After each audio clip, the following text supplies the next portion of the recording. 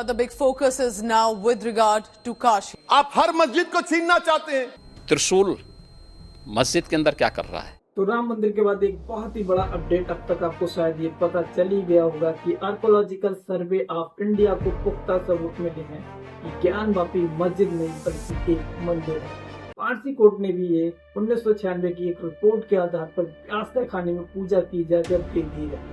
अदालत की तरफ से ये बहुत बड़ा फैसला है कि हिंदू पक्ष तय खाने में पूजा कर सकता है, जो हम लोगों के साथ अन्याय करके वहाँ पूजा पाठ रोक दी गई थी। हम बात करेंगे ज्ञानवापी मंदिर को किसने बनवाया और ये भी जानने की कोशिश करेंगे कि इन 1000 सालों में मंदिर को कितनी बार तोड़ा गया। ये भी समझाएंगे आपको कि कैसे लगातार होते हमलों के बीच कैसे बार बार इस मंदिर को खड़ा कर दिया गया, और साथ ही हम आपको आज की तारीख तक लाएंगे और बताएंगे कि इस मामले में अदालती कार्यवाही कब शुरू हुई और उसमें आज तक क्या क्या हुआ, और जिस एसआई की रिपोर्ट के बेस पे वहाँ मंदिर होने का दावा कर रहा है उस रिपोर्ट में आखिर क्या है।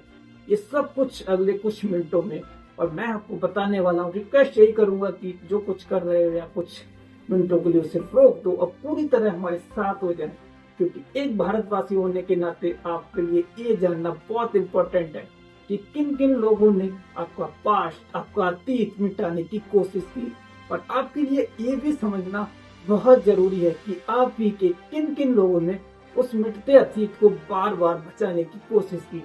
दोस्तों, एक ऐसा शहर जिसका नाम सुनते ही मन भक्ति भाव से भर जाता है, एक ऐसा शहर जिसे पूरे विश्व सबसे पुरानी नगरी कहा जाता है, जो भगवान शिव के त्रिशूल पे बसी हुई है, एक ऐसा शहर जिसका जिक्र सबसे पुराने ऋग्वेद, रामायण, महाभारत और स्कंद पुराण तक में है। इसी से पता चलता है कि यह नगरी कितनी पुरानी है। कुल 18 पुराणों में स्कंद पुराण सबसे बड़ा है, जिसकी रचना महर्षि व्यास जी ने की है। स्कंद पुराण में कुल 7 खंड है। इन 7 खंडों में काशी खंड में विश्वनाथ मंदिर का जिक्र है। दोस्तों, वापी और ज्ञान शब्द संस्कृत के हैं। जिस ज्ञानवापी मस्जिद के लिए कहा जा रहा है वहाँ तो कभी मंदिर था ही नहीं, उसका तो खुद का नाम ही ज्ञान और वापी शब्द से बना है। लोग आरोप लगाते कि ज्ञानवापी मस्जिद की जगह कभी मंदिर था ही नहीं और ये सब साजिश है। तो एक ऐसे लोगों की जानकारी के लिए बता दूं कि बॉस, जितने पुराने देश में कुछ मजहब नहीं है उससे पुरानी तो काशी नगरी, वाराणसी का काशी विश्वनाथ मंदिर, जहाँ पर अभी प्रेजेंट भगवान शिव की पूजा की जा रही है। किंतु हिंदू पक्ष का ऐसा कहना है कि उनका असली काशी विश्वनाथ मंदिर 45 मीटर की दूरी पे यानी ज्ञानवापी मस्जिद के अंदर है, क्योंकि उस मस्जिद को मंदिर तोड़कर बनाया गया था। ये मंदिर हिंदुओं के लिए आखिर इतना इम्पोर्टेंट क्यों है? ये मंदिर कोई आम शिव मंदिर नहीं है, बल्कि भारत के 12 ज्योतिर्लिंग में से एक है, जिनके दर्शन मात्र से मोक्ष की प्राप्ति होती है। इस मंदिर को 11वीं शताब्दी में राजा विक्रमादित्य ने बनवाया था। लेकिन ज्ञानवापी केस में सारे हिस्टोरियंस बिना किसी डाउट के यही मानते हैं कि कुतुबुद्दीन ऐबक ने गौरी के आर्डर्स पर इंडिया में कई सारे मंदिर तोड़े, और इन्हीं तोड़े गए मंदिरों में से एक था वाराणसी का विश्वनाथ मंदिर। वहीं कुछ इतिहासकारों की जो आम राय है वो 12वीं सदी में पैदा हुई एक पारसी भाषा के कवि इतिहासकार हसन निजमी ने अपनी किताब ताज उल मसीर में विश्वनाथ मंदिर पर हुए हमले के बारे में डिटेल में लिखा है। 1194 में कन्नौज के राजा जयचंद को हराने के बाद मोहम्मद गौरी के सेनापति कुतुबुद्दीन ऐबक ने काशी के मंदिरों पर हमला किया, पूरी तरह तोड़ डाला। काशी विश्वनाथ मंदिर पर यह हमला पहला हमला था, लेकिन वहाँ के लोकल्स ने उसी जगह पर वापस से मंदिर को खड़ा कर दिया।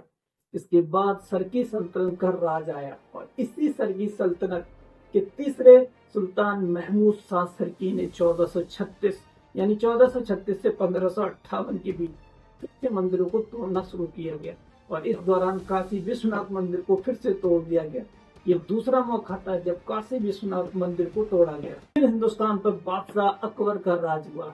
इन्हीं अकबर के दरबारों में एक टोडरमल जी ने अपने बेटों को बोलकर मंदिर को दोबारा बनवाया। इसके बाद 1632 में शाहजहां ने इसे गिराने के लिए सेना की टुकड़ी तक भेज दी, मगर भीड़ के भारी विरोध के बाद उन्हें लौटना पड़ा। उसी शाहजहां का बेटा औरंगजेब अपने भाइयों को मारकर बादशाह बन गया। यानी औरंगजेब अब तक हुए तमाम मुगल शासकों में सबसे कट्टर और क्रूर था। औरंगजेब को जैसे ही पता चला कि बनारस के कई विद्यालयों में बच्चे भारतीय संस्कृति और धर्म की शिक्षा लेते हैं, तो औरंगजेब ने बाकायदा आदेश देकर इन विद्यालयों और पाठशालाओं को गिरवा दिया। वही औरंगजेब, जिसने 49 साल के अपने शासनकाल में देश भर में सैकड़ों मंदिरों को गिरवाया, वही औरंगजेब जिसने हिंदुओं को जजिया कर लगवाया, ये वही औरंगजेब है जिसने जनेऊ उतरवाकर असंख्य हिंदुओं का धर्म परिवर्तन कराया। उसी औरंगजेब की कट्टर सोच ने देश में कई मंदिर गिराए, उसमें बाबा विश्वनाथ का मंदिर भी एक है। औरंगजेब ने विश्वनाथ मंदिर को गिराने का फरमान भी जारी किया था। ये फरमान आज भी कोलकाता की एशियाटिक लाइब्रेरी में सुरक्षित है।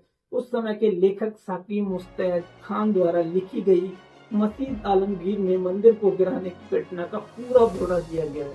इतिहासकार एल.पी. शर्मा ने अपनी किताब मध्यकालीन भारत में लिखा है कि 1669 में औरंगजेब की तरफ से सभी सूबेदारों को ये निर्देश दिया गया था, मंदिर, पाठशाला और विद्यालयों को तोड़ना है, और तो और इसके लिए बाकायदा एक विभाग तक बनाया गया।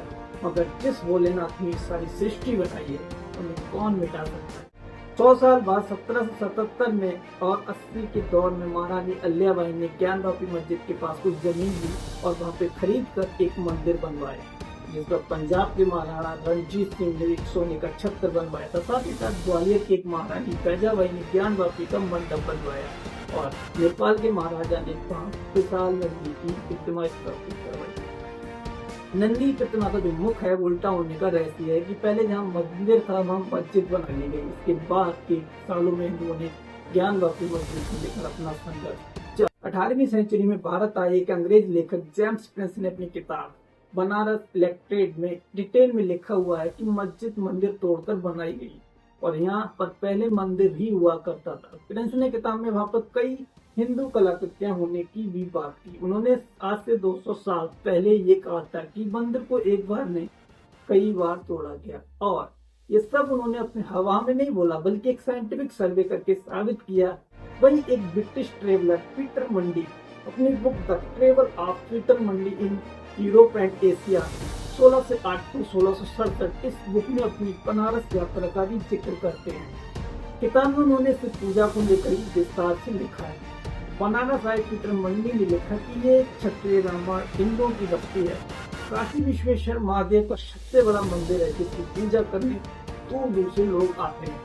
पीटर मंडी एक जगह लिखते हैं कि वो यहाँ बीच में एक ऊंची जगह पर बड़ा बिना नक्काशी वाला पत्थर रखा है जिस पर लोग गंगा नदी का पानी और फूल चढ़ाते हैं। इस मूर्ति को वहाँ के लोग महादेव बोलते हैं। सो इस तरीके से हिस्टोरिकल मंदिर को 3 बार हिंदुओं द्वारा वहाँ पर पूजा पाठ हमेशा से की जाती रही। साल 1991 तक ज्ञानवापी मस्जिद के अंदर भी जाकर पूजा करते थे, पर 1992 में अयोध्या में बाबरी मस्जिद को गिराया गया। तब से सरकार ने उत्तर प्रदेश में बढ़ रही क्रिमिनल टेंशन को देखते हुए ज्ञानवापी मस्जिद विवाद को दबा दिया। और एक गौर करने वाली बात यह है कि राम मंदिर वाला मुद्दा ब्रिटिश के टाइम से ही कई बार कोर्ट में फाइल हो चुका था। ज्ञानवापी मामले में तो आजादी के बाद से ये मुद्दा पूरी तरह से एक ठंडे बतरे में पड़ा था। इस मुद्दे पर पहला डिस्कशन ही काफी लेट हुआ। सन 1984 में जब दिल्ली में भारत के कोने कोने से आए 558 संतों ने मिलकर एक रेजोल्यूशन पास किया और इस पर अपनी डिमांड रखी कि उन्हें 3 मंदिर वापस से रिक्लेम करना है। नंबर पहला था काशी, दूसरे नंबर पे मथुरा और तीसरे पे श्री राम मंदिर अयोध्या।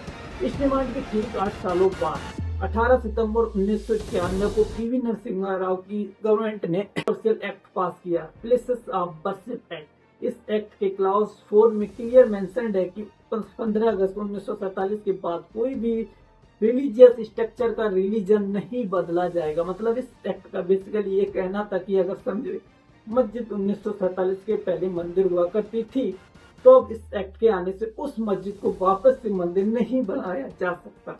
इस एक्ट का मेन एम था कि राम मंदिर की तरह वापस से किसी और मंदिर का डिमांड ना पेश किया जाए। 1 महीना भी नहीं हुआ था कि 15 अक्टूबर 1951 को इंडियन हिस्ट्री में पहली बार काशी विश्वनाथ का केस कोर्ट में पहुंचा। ये केस खुद भगवान शिव ने ही फाइल किया था। इवन राम मंदिर केस में भी यही हुआ था। उसमें फिर डॉक्यूमेंट में मेंशन है कि राम भगवान ने अपना खुद का केस अपने 3 नेक्स्ट फ्रेंड के थ्रू ही लड़ा था। बिल्कुल उसी तरह यहाँ सीआरपीसी के सेक्शन 1908 का यूज करके हरिहर पांडे जी, सोमनाथ व्यास जी और प्रोफेसर राम रंग शर्मा जी ने खुद को भगवान का नेक्स्ट फ्रेंड बनाया और ज्ञानवापी मामले में पहला केस फाइल किया।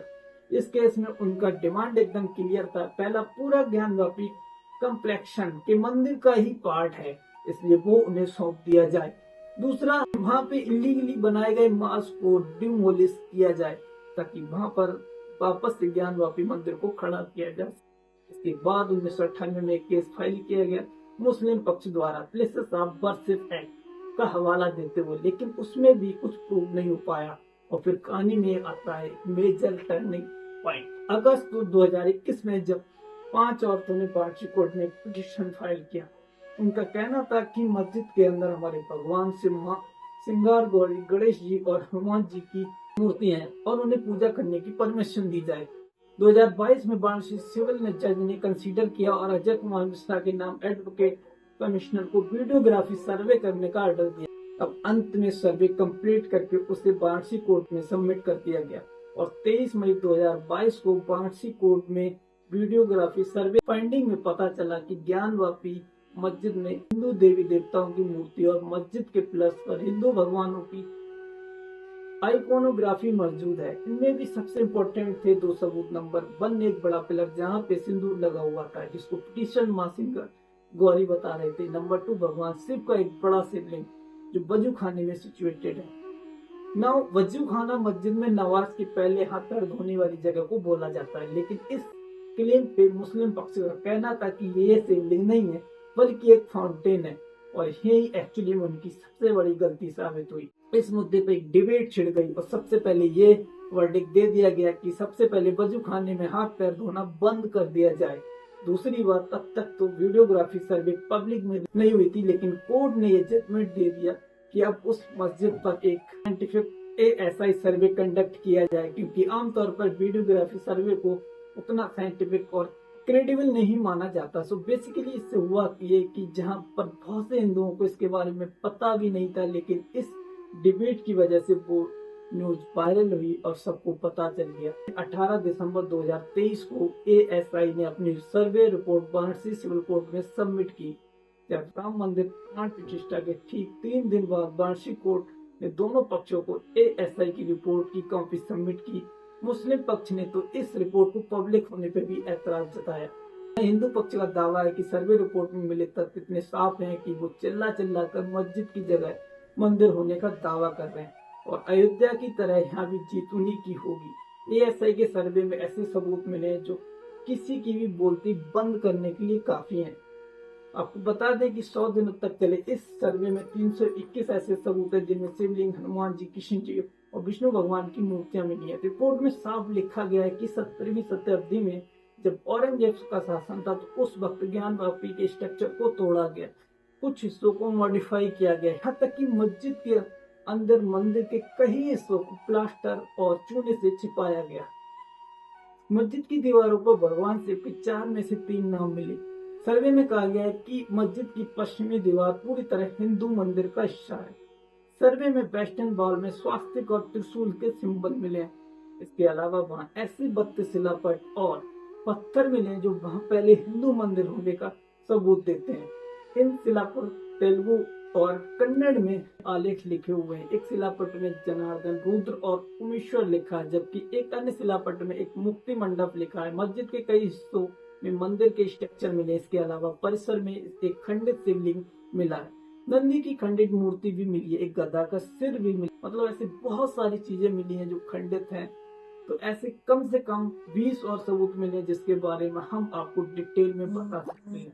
मगर हैरानी की बात यह है कि रिपोर्ट में इस बारे में विस्तार से बताया गया है कि कैसे मस्जिद परिसर के अंदर हिंदू आकृतियों और चिन्हों को छिपाने, मिटाने यानी उन्हें खराब करने की पूरी लगातार कोशिश की गई।